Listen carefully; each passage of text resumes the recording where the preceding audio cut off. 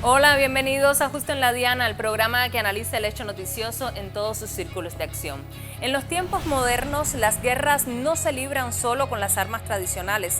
Previo al momento del enfrentamiento ocurren otro tipo de conflictos en el plano simbólico, también en las redes sociales, que dividen, apelan a lo emocional y sobre todo distorsionan los hechos para convertir a una sociedad específica en el terreno fértil de una intervención extranjera.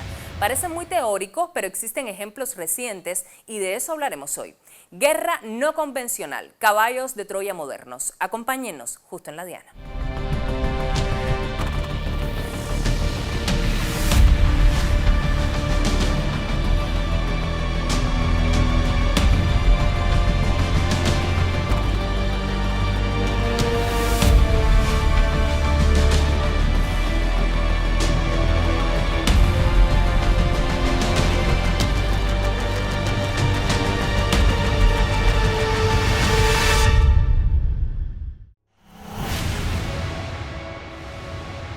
La guerra no convencional constituye un conjunto de estrategias que busca intervenir en un país sin usar tecnología bélica como las armas. Se basa en la idea de que es posible desestabilizar al enemigo a través del miedo. Las fuerzas objetivos actúan de manera secreta, sus tácticas intensifican la subversión mediante el enfrentamiento entre la propia población contra el cuerpo político del país objetivo.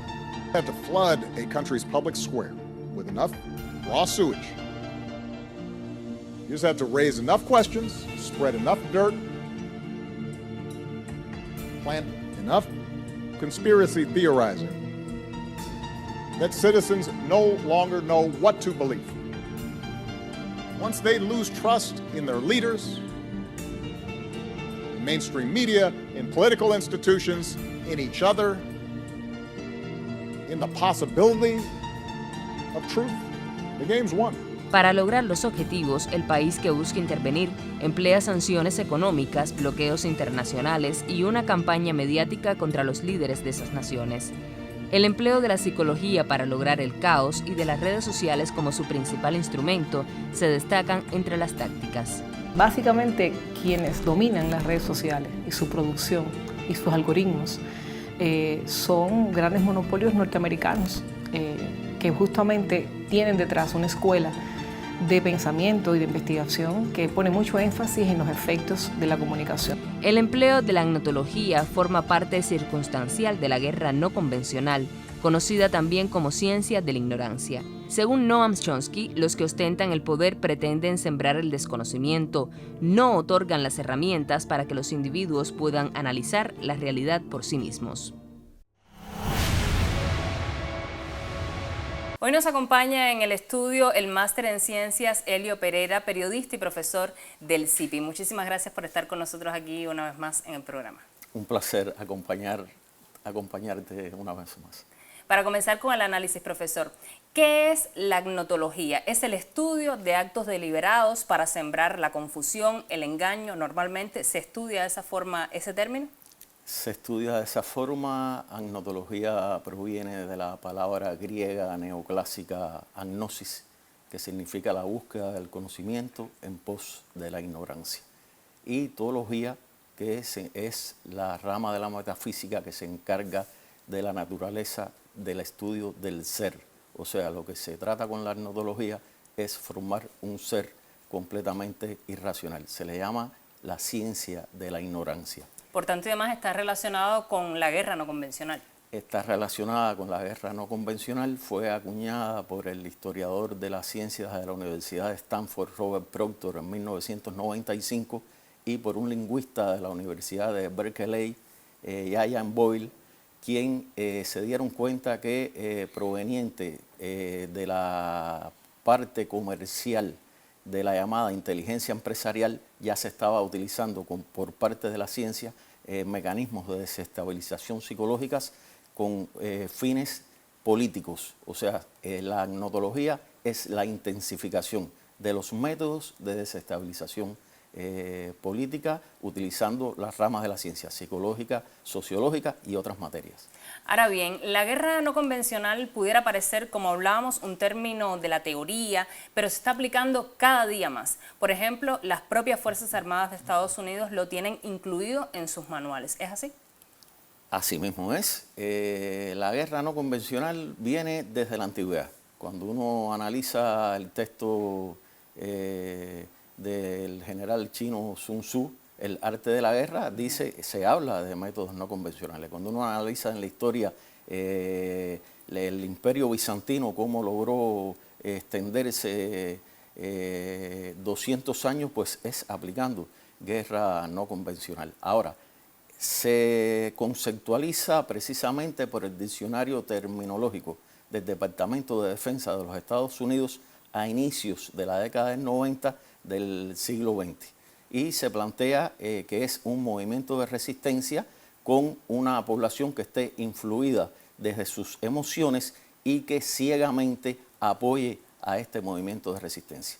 Las Fuerzas Armadas de Estados Unidos posteriormente lo pusieron en el Manual de Operaciones Psicológicas del Ejército de los Estados Unidos y, entre otros documentos, en la Directiva de Entrenamiento 1801 de las Fuerzas de Operaciones Especiales.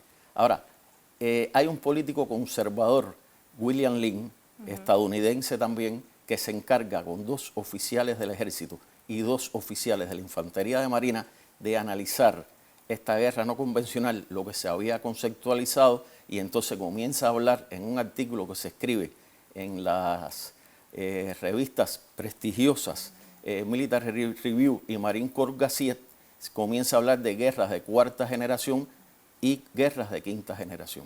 En una, lo que se trata en este tipo de guerra es llevar la guerra del campo de batalla al medio físico, al medio digital y al ciberespacio.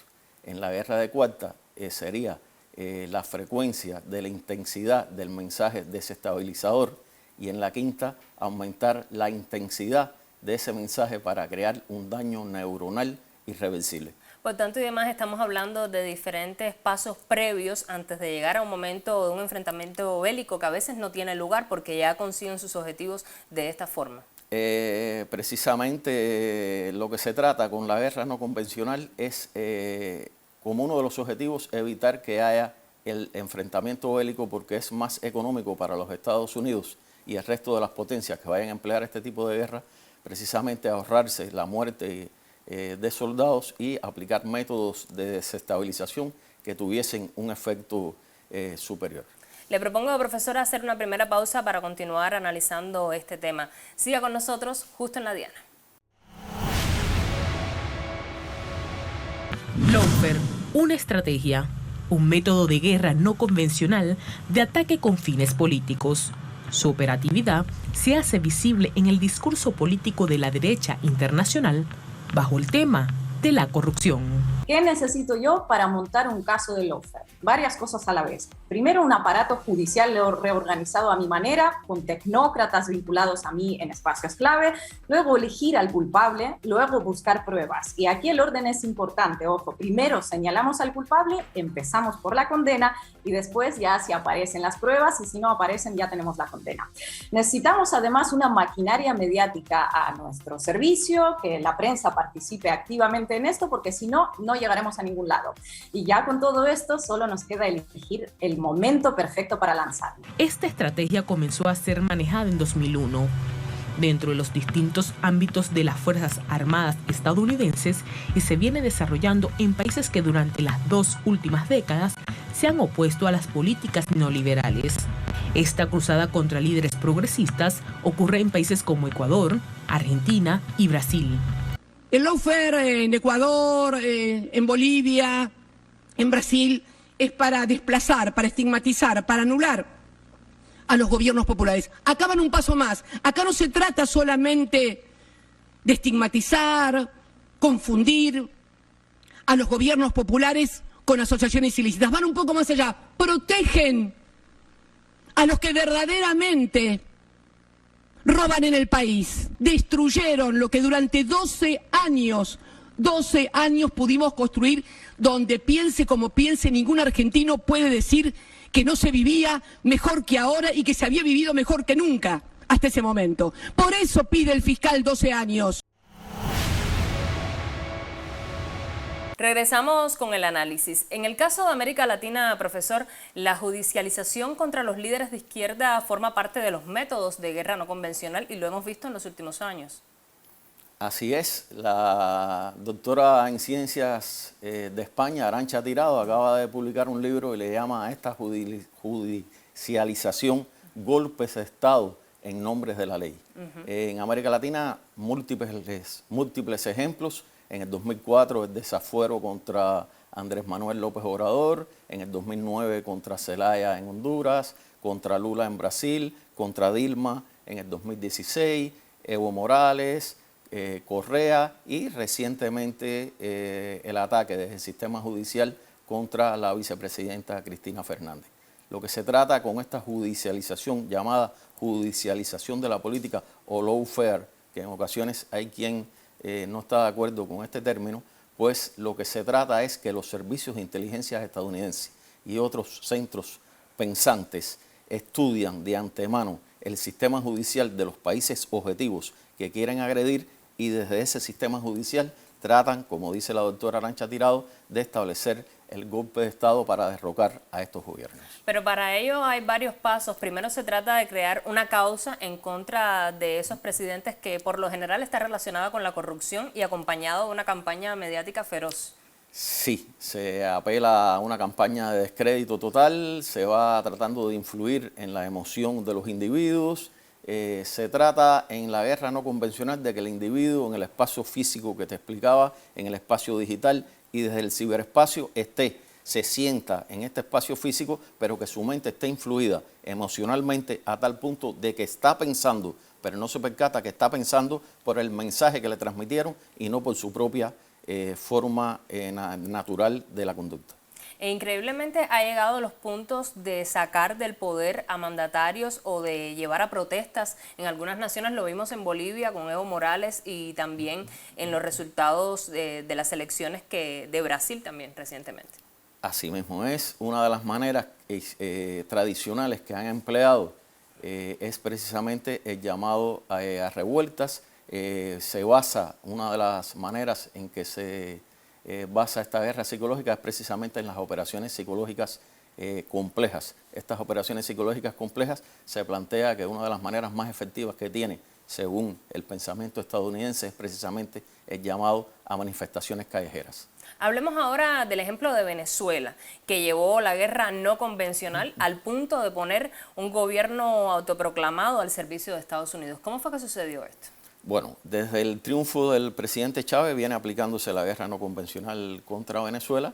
Se fue intensificando con los años a través de Open Society, a través de la red Atlas, dirigida por George Soros, y otros tanques pensantes europeos.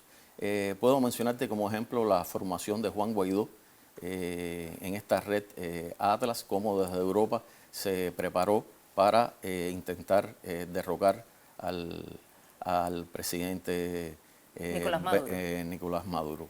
Y cómo a partir de aquí la guerra no convencional contra Venezuela, te puedo decir que contra Venezuela y Cuba es los países, me atrevo a decir, que más han aplicado la guerra no convencional, intentos de magnicidio, intentos de judicialización, como decíamos, a través, en el caso de Venezuela, con la Asamblea Nacional Opositora del 2015, y el ataque a los comités locales de abastecimiento, los llamados CLACs, que es la comida que se le entrega a la población, el ataque al Consejo Nacional de la Economía Productiva, que es el motor de los 17 elementos de desarrollo económico que tiene actualmente el presidente Nicolás Maduro. O sea, han atacado a Venezuela desde todos los puntos posibles, desde todos los ámbitos. Y al respecto, hay algo que me gusta siempre señalar cuando hablo de Venezuela. El almirante Craig Faller en el 2019 y en el 2021, siendo jefe del Comando Sur, dijo: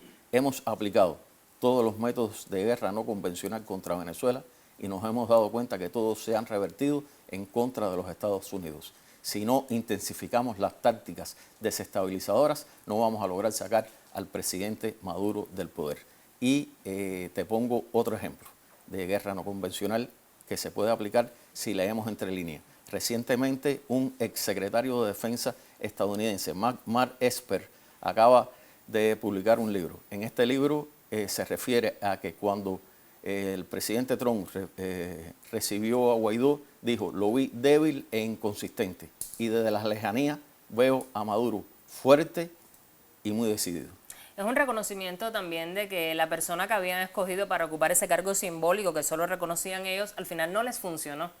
No les funcionó. Y eso que, según plantean ellos mismos, Juan Guaidó fue el más inteligente, el más preparado para estas campañas de desestabilización, por encima de 7 u otros 8 jóvenes venezolanos que públicamente ellos en su momento se encargaron, que le habían pagado el pasaje a Europa, la estancia y todos los demás gastos correspondientes. Porque, como usted estaba diciendo, parte de la preparación de esta guerra no convencional lleva tiempo, desde el entrenamiento de futuros líderes hasta las sanciones que van aplicando de forma paralela contra las economías de esos países, hasta los ataques, incluso atentados contra la seguridad de esos países. Se trata precisamente de eso, de empezar con mecanismos, digamos, ligeros de influencia psicológica. Se trata de llegar a persuadir a la población con el interés de convencer a la población de que el gobierno que tiene no se corresponde a sus intereses y que por lo tanto hay que derrocar a ese gobierno. O sea, la guerra no convencional es una guerra de intensificación de mecanismos de desestabilización.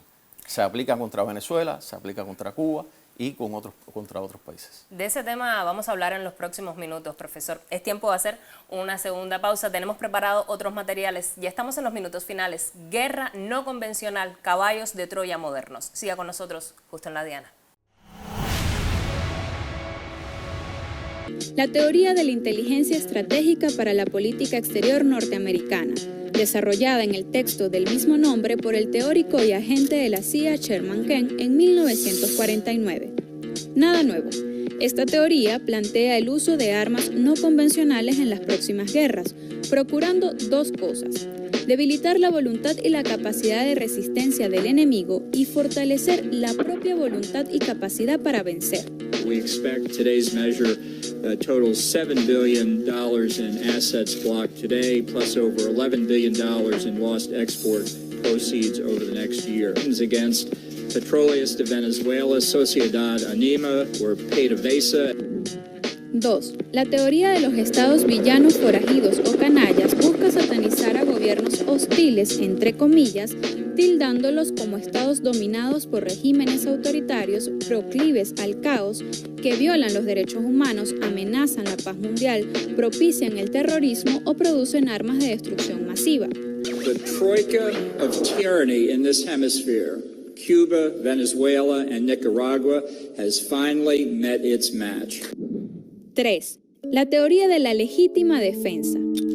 Los Estados Unidos han convertido esta doctrina en justificación de sus intervenciones militares, especialmente después de los ataques del 11 de septiembre. El gobierno norteamericano replanteó el concepto y adoptó la doctrina de la guerra preventiva, para atacar antes de ser atacados, aunque la amenaza fuera falsa, como ocurrió con las famosas armas de destrucción masiva nunca encontradas en Irak. The people of the United States and their friends and allies will not live at the mercy of an outlaw regime that threatens the peace with weapons of mass murder. We will meet that threat now, so that we do not have to meet it later on the streets of our cities. Regresamos con el análisis. En el caso de Cuba, ¿de qué forma se ha aplicado en los últimos tiempos algunos mecanismos de guerra no convencional? Se han aplicado los métodos clásicos de la guerra no convencional, los que James Char en su libro de la dictadura a la democracia explica como golpes blandos. Primero, tratar de influir para que la población se manifieste en contra del gobierno. Segundo, llamar a una campaña en contra de la libertad de prensa, diciendo que no hay respeto a la libertad de prensa ni a la libertad de expresión en Cuba, y posteriormente, como paso número 3, llamando a manifestaciones callejeras, utilizando mecanismos psicológicos en estas manifestaciones callejeras, dándole la idea de que son miles y miles y miles de ciudadanos reunidos en un lugar, que son mujeres y niños protestando porque no tienen alimentos y utilizando otro tipo de mecanismos psicológicos. Ahora, en el caso de Cuba también hay que tener en cuenta de que hemos sido caracterizados, al igual que Nicaragua y Venezuela, como estados fallidos. O sea, estados fallidos se refiere precisamente a aquellos estados que no responden a los intereses de Estados Unidos, pero que la comunidad internacional da como estados en los cuales los gobiernos no responden a los intereses del pueblo. Y por lo tanto, desde el punto de vista, se trata que de las organizaciones internacionales haya una manifestación para que esos gobiernos cambien en su política y comiencen a apoyar al pueblo.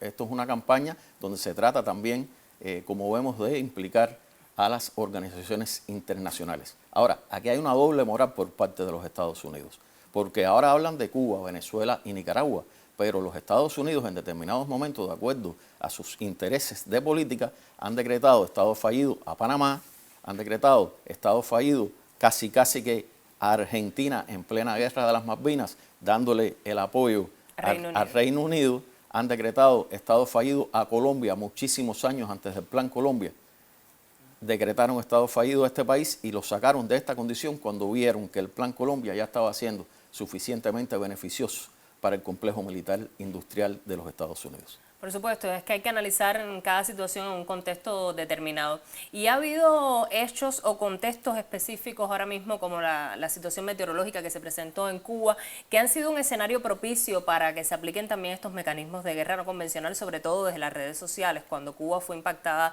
por el huracán Ian? Sí, el 11 de julio se dieron estos mecanismos de manera intensificada, ahora con el huracán Ian igualmente. O sea, utilizar el elemento de las carencias que como consecuencia del huracán ya teníamos, el estado psicológico en que nos encontrábamos para tratar de influir en las emociones. Como siempre digo, nos tratan en esta guerra no convencional de adentrar en una cápsula de cristal para que estando aquí como estamos tú y yo, pero mi mente está en otro lugar y está en otro lugar pensando mal del gobierno y que tengo que atacar a mi propio gobierno y que en el lugar donde vivo ya no puedo satisfacer mis intereses. Ahora bien, ya sabemos, ya tenemos identificados desde la teoría y desde la práctica reciente de los últimos años estos mecanismos de guerra no convencional aplicados a diferentes países. ¿Qué pueden hacer los gobiernos de esos países para sortear esos mecanismos de guerra no convencional o para enfrentarlos? ¿Qué pueden hacer y qué están haciendo?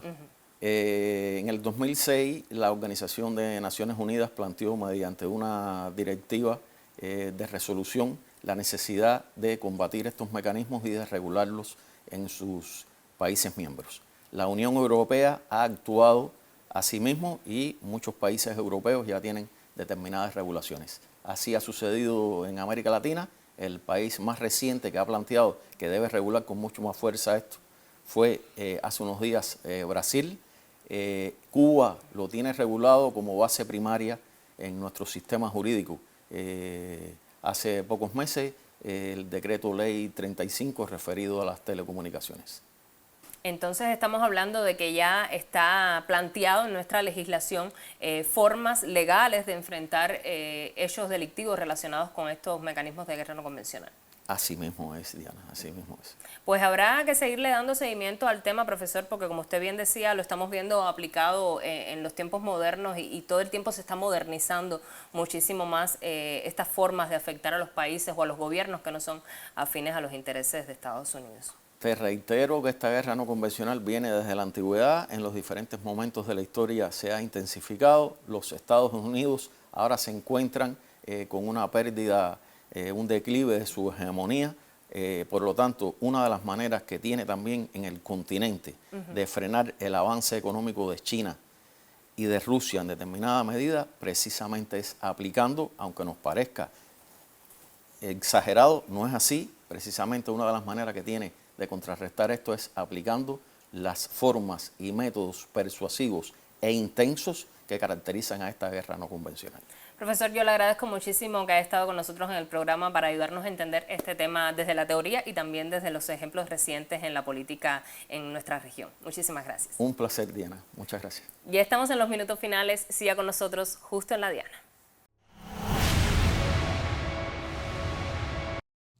El gobierno de los Estados Unidos asumió el virus como aliado en su despiadada guerra no convencional. Adoptó medidas propias de tiempo de guerra para privarnos de suministros de combustible. Persiguió los servicios de salud que prestamos en numerosos países. En las redes sociales se trabaja mucho con las percepciones. Hemos visto la creación de varios sistemas automatizados que están generando todo el tiempo mensajes supuestamente de apoyo a procesos contrarrevolucionarios que se están dando en el país.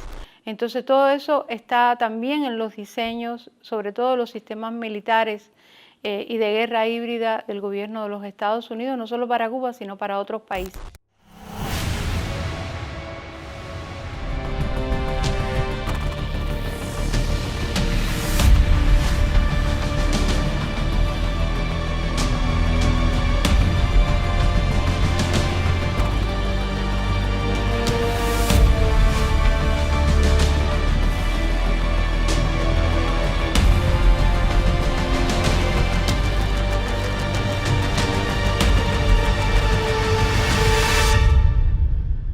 Los mecanismos de guerra no convencional pudieran parecer más baratos, ya que ahorran los tradicionales recursos bélicos mientras desgastan a una nación en la espera del momento oportuno para pasar a otro nivel. Lo hemos visto reflejado en sanciones económicas contra países cuyos gobiernos molestan a los intereses de Washington, en procesos judiciales que se crean mediáticamente para sacar de escena a cualquier presidente. Recuerden el caso Dilma, Lula, Correa, en elecciones que intentan manipular el ejemplo de Bolivia.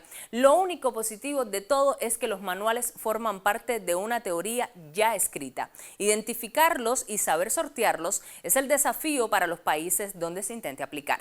Lo espero el próximo jueves a las 9:30 de la noche para analizar un hecho noticioso en todos sus círculos de acción.